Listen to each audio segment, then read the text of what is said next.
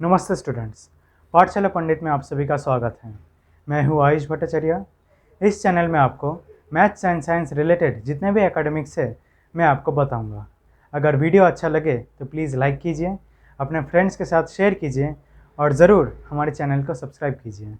और हाँ, अगर किसी भी प्रकार का डाउट मन में रहे तो प्लीज़ कमेंट सेक्शन में पोस्ट कीजिए।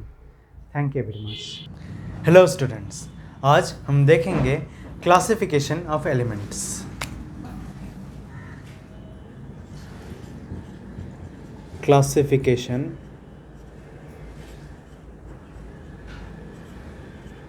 Of elements.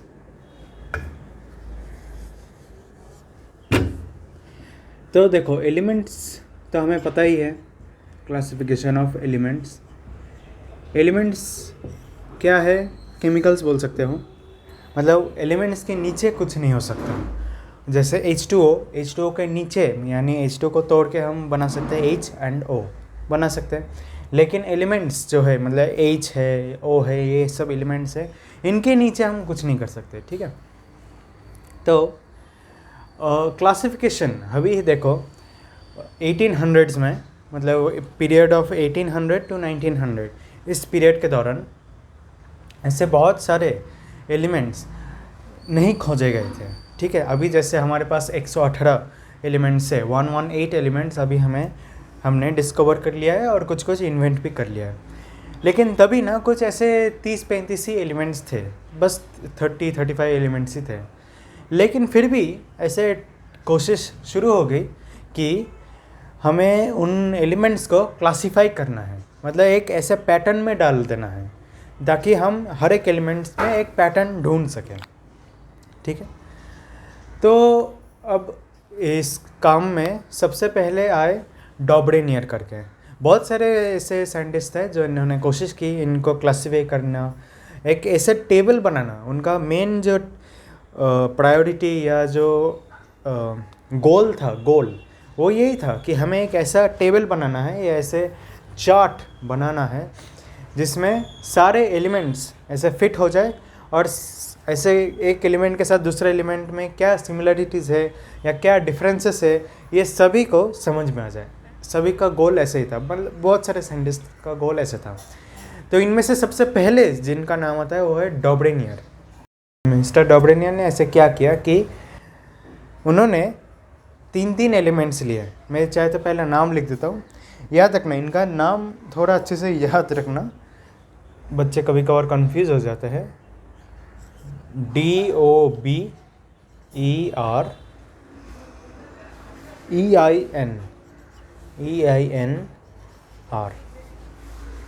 डॉब्रेनियर। DOBEREINER, ठीक है। डॉब्रेनियर ऐसे प्रोनाउंस होता है।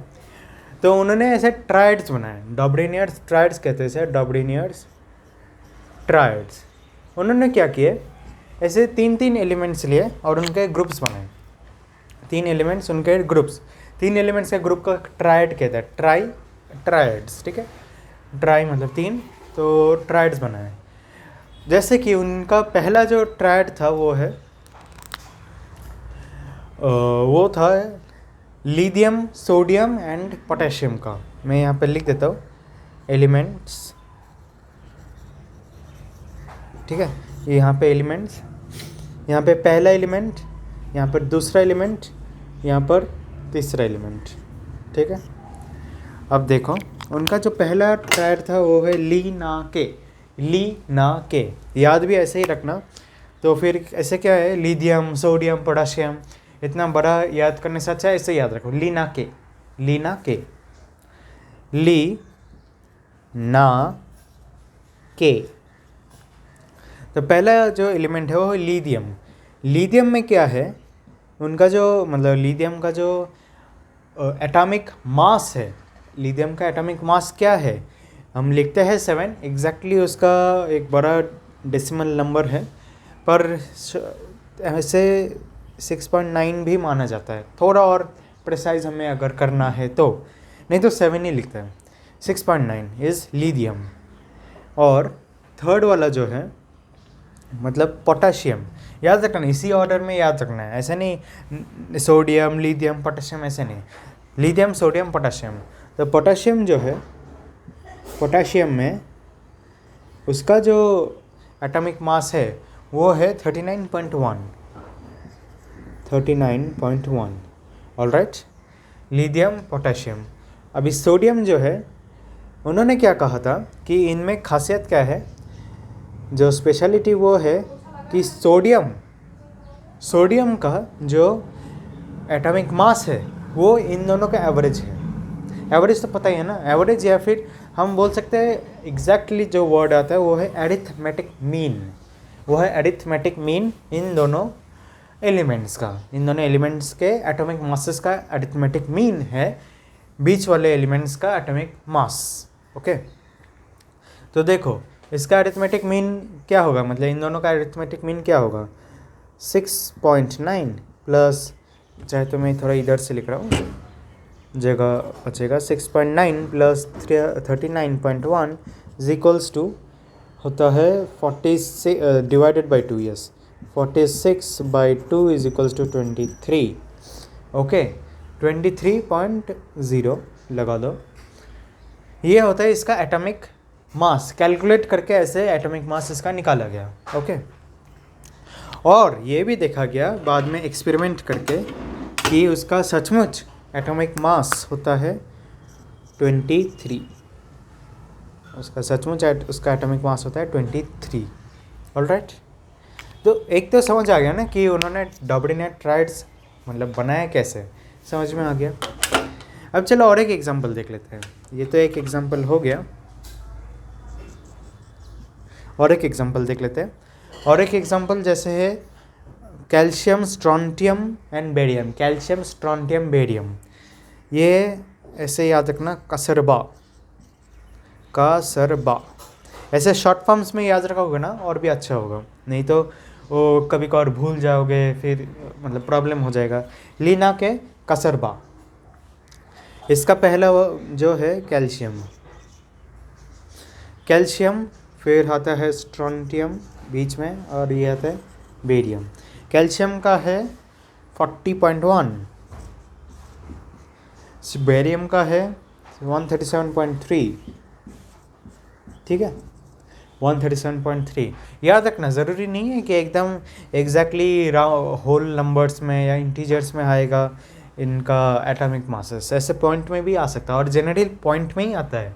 हमने वो राउंड ऑफ करके कर देते वो बात अलग है, पर पॉइंट में ही आता है डेसिमल्स में। तो स्ट्रोंटियम का क्या होगा फिर, 40.1 plus 137.3 divided by 2 is equals to 4.771 by 2 is equals to 8 to 8 16 88.7 आता है, ठीक है। कैलकुलेट करके ऐसे देखा गया, इसका एटॉमिक मास आता है 88.7। फिर बाद में असली एक्सपेरिमेंट करके, चेकिंग करके, वेइंग मशीन पे डाल के ऐसे चेक करके देखा गया इसका एटॉमिक मास, असली एटॉमिक मास होता है 87.6, मतलब बहुत क्लोज है, ठीक है, बहुत क्लोज रिजल्ट्स लाया है इसने। लेकिन प्रॉब्लम ये था कि ये जो टेक्निक है, इस तरह से ऐसे तीनों का ग्रुप बनाना, ट्राइड्स बनाना, ये सिर्फ मतलब कुछ 10-12 एलिमेंट्स पर ही काम आया, उससे ज़्यादा जो एलिमेंट्स है वो हम ग्रुप नहीं कर पाए, ठीक है। और तभी तो सिर्फ 30-35 एलिमेंट्स ही थे, इसके बाद भी और एलिमेंट्स आने वाले थे, तो उनका क्या होगा, उनको भी अगर ऐसे जगह ना मिले तो फिर क्या। तो इसलिए फिर ये वाला जो मेथड है वो इतना काम नहीं कर पाया, ठीक है। लेकिन हाँ, इस पर क्वेश्चंस बन सकते हैं कि एग्जैक्टली क्या था डॉबरीनर्स का ट्राइड्स, तो याद रखना, समझ में तो आ गया ना, अगर समझ में आ गया तो ऑफकोर्स लिख भी सकते हैं, और हाँ टेक्स्ट बुक से थोड़ा मार्किंग्स करके भी समझना पड़ेगा और लिखना पड़ेगा। तो एक चीज़ है कि ये याद रखना, डॉबरीनियर ट्राइड में ये पहली बार तो जर्मन है डॉबरीनियर, ये उतना याद रखने की ज़रूरत नहीं कि वो जर्मन है कि नहीं, लेकिन हाँ 1817 में है, ठीक है। 1817 में उन्होंने ये टेक्निक आविष्कार किया था। तो मैं लिख दे रहा हूँ यहाँ पर 1817। अब देखो मैं यहाँ पर ऐसे दो यहाँ पर बना रहा हूँ, एग्जांपल्स दे रहा हूँ। बताना है कि इनमें से कौन सा डॉबरिनियन ट्रायड टेक्निक को फॉलो करता है और कौन सा फॉलो नहीं करता। तो देखो एक है, ये है मैग्नीशियम जिसका मास है 24.3, ठीक है। फिर जो कैल्शियम है, कैल्शियम का है 40.1 और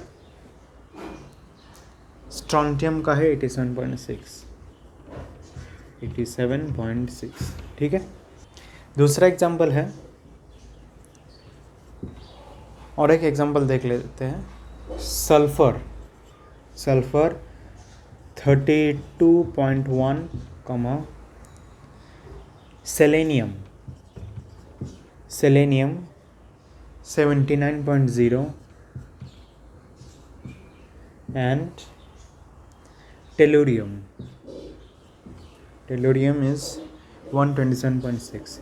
देखो ऐसे क्वेश्चंस है ना, दे सकते हैं एग्ज़ाम में, आ सकता है ऐसे क्वेश्चंस कि बताओ डॉबरिनियन ट्रायड टेक्निक्स फॉलो कर रहा है कि नहीं। तो तभी इसी प्रोसेस से, मतलब मैंने जैसे दिखाया, पहले एलिमेंट्स लिखना है, फिर फर्स्ट सेकंड थर्ड, ठीक है। चाहे तो यहाँ पर लिख लो फर्स्ट एलिमेंट, सेकंड एलिमेंट या थर्ड एलिमेंट, ऐसे लिख भी दो। उसके बाद ऐसे जब कैलकुलेट कर रहोगे तभी अगर वो आ रहा है, मतलब इन दोनों का बीच में इन दोनों का एवरेज अगर ये आ रहा है तभी बता देना, ठीक है, कि हाँ ये डॉबरिनियन ट्रायड फॉलो कर रहा है। और हाँ थोड़ा मतलब ऐसे अगर 0.1 या थोड़ा पीछे जा रहा है, थोड़ा आगे जा रहा है 0.1 से, तो चलेगा, उतना चलता है। पर ऐसा भी नहीं कि मतलब एवरेज आ रहा है 30 और जो यहाँ पर बीच में का एलिमेंट दिया गया है उसका मास है 40, तो फिर वो फॉलो नहीं करेगा, ठीक है। तो ये सब सॉल्व करके बताना कमेंट सेक्शन में कि ये करेक्ट है कि नहीं। ऑलराइट, तो देखते हैं न्यूलैंड्स लॉ ऑफ ऑक्टेव्स क्या होता है। मैं यहाँ पे लिख देता हूँ। न्यूलैंड्स भी एक साइंटिस्ट थे। Newlands law of octaves, Newlands law of octaves, alright.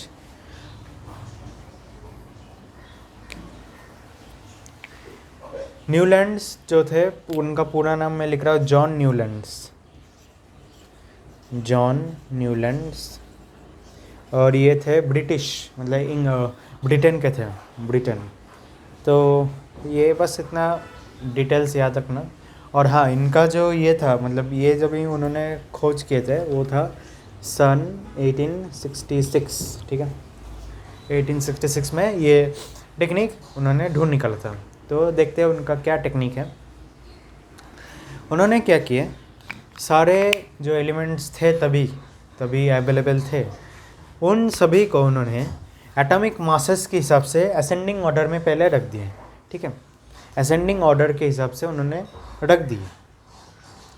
इसके बाद उनको ये एक मतलब नोटिस हुआ कि जो पहला एलिमेंट है और जो 8वां एलिमेंट है वो मैच कर रहा है, ठीक है, वो मैच कर रहा है। जैसे कि मैं दिखाता हूँ, तभी के जो एलिमेंट्स थे प्रेजेंट वो है कि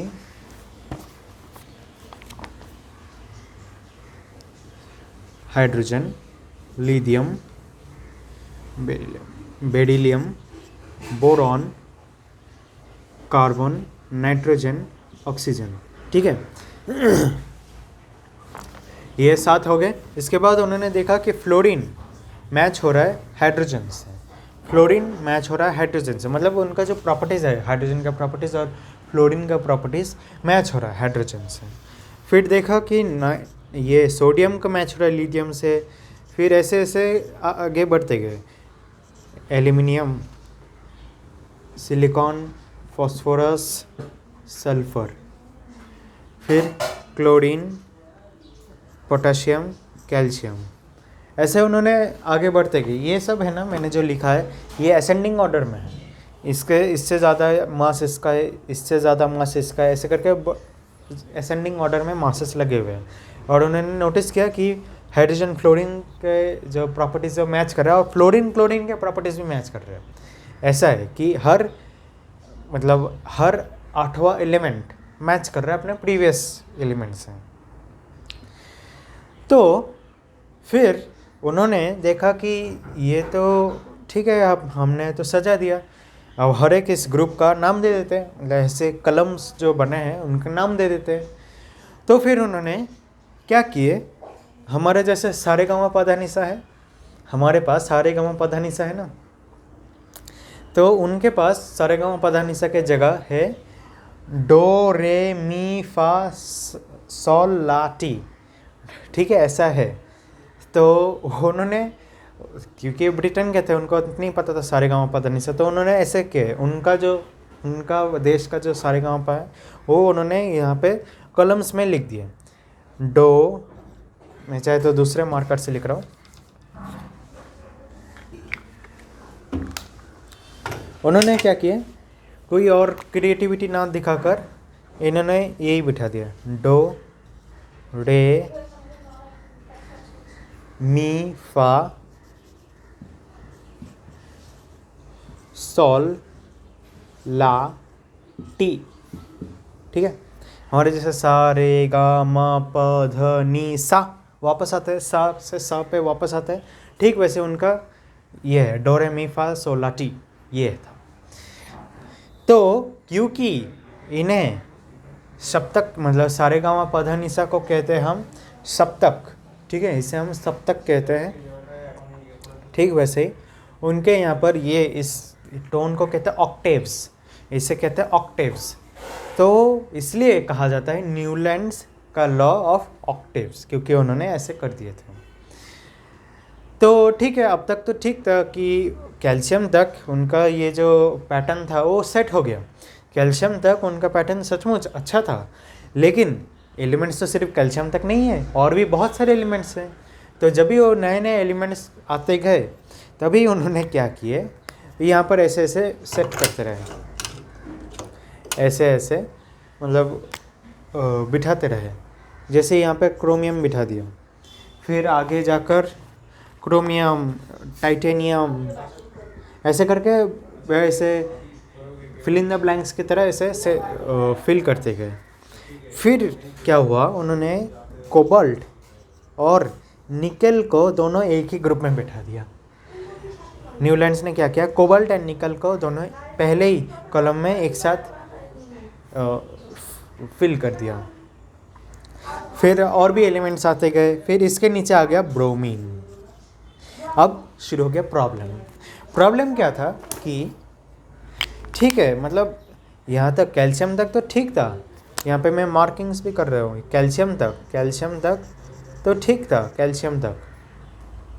लेकिन इसके बाद वो थोड़ा ऐसे उनके जो प्रॉपर्टीज़ है, ऐसे कहा गया था ना कैल्शियम के ऊपर मैग्नीशियम का प्रॉपर्टीज़ सेम रहेगा, लेकिन यहाँ से थोड़ा प्रॉपर्टीज़ मिसमैच होने लगे, थोड़े मैच हो रहे थे लेकिन फिर भी मिसमैच होने लगे। फिर देखा गया कि कोबाल्ट और निकल क्या है, ये दोनों मेटल्स है। कोबाल्ट और निकल पता है ना, कोबाल्ट एंड निकल मेटल्स है, और सिर्फ उतना ही नहीं, मैग्नेटिक मेटल्स है।